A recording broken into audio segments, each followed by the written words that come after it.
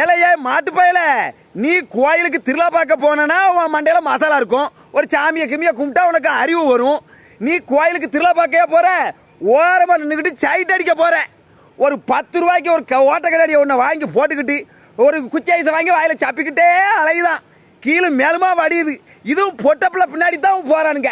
அவன் காரி துப்புவா, அதை நல்லா நக்கி குடிக்கலான்னுட்டு. இன்னும் செருப்பை கலத்தி ஒன்று அடிக்க போறாளே, செருப்பை கலத்தி. இன்னும் அவன் ஆத்தாலும் சேர்ந்து உன்னை விளக்கமாத்தாலே தூக்க போறான். ஒரு பயிலாவது சாமியை கும்பிடல.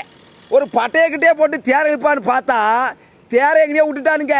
அப்படியே சித்துதானுங்க. தேர் வார வீதியிலையா சித்துதானுங்க. பொட்டப்பில் பின்னாடி தான் ஓடுதானுங்க. இன்னும் அவன் செருப்பை கலத்தி போடுவா, அதை வச்சு நல்லா நக்குங்களே. இதில் வேற என்ன எழுதுதானுங்க, சைட் அடிக்கத்தான் கருவாயன் பேட்டான்.